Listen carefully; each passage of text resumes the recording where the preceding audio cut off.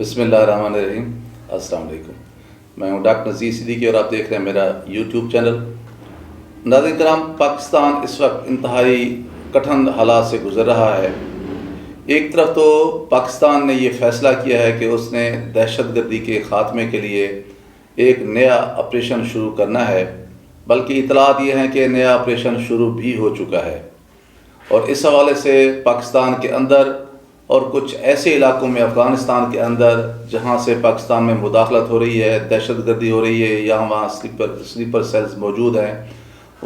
ان جگہوں کو بھی پاکستان جو ہے وہ ٹارگٹ کر رہا ہے۔ اس کے رد عمل میں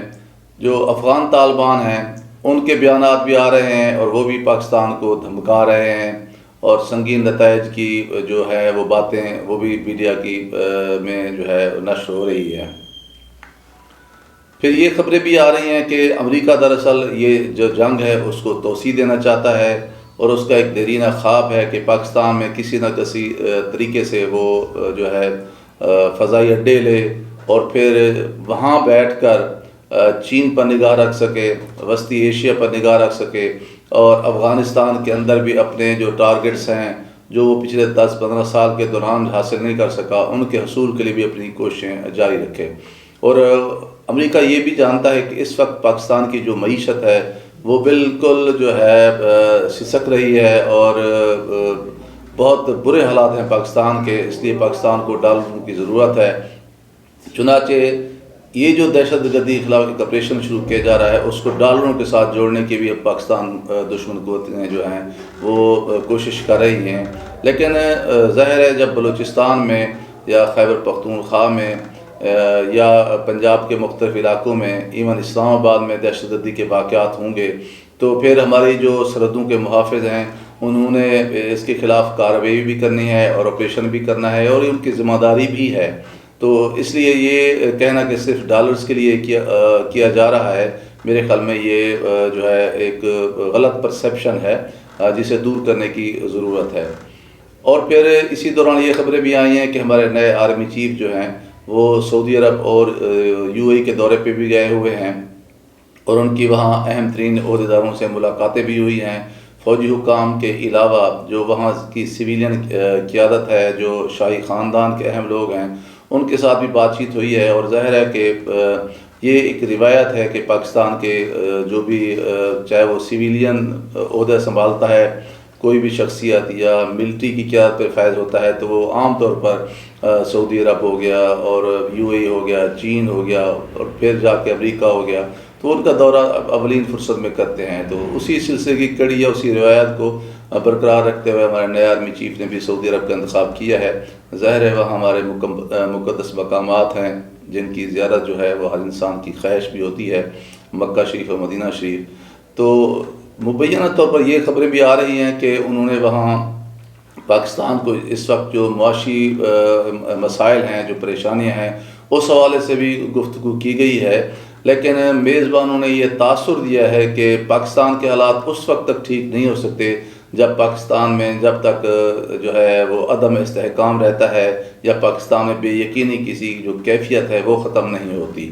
تو یہ ایک بڑا کھلا میسج ہے سعودی عرب کی طرف سے پاکستان کی قیادت کو کہ اگر آپ نے موجودہ معاشی مسائل سے باہر نکلنا ہے تو آپ کو پاکستان میں اسٹیبلٹی لانی ہوگی اور بے یقینی کو ختم کرنا ہوگا۔ اور اس کا یہ صاف صاف مطلب یہی ہے کہ اس وقت جو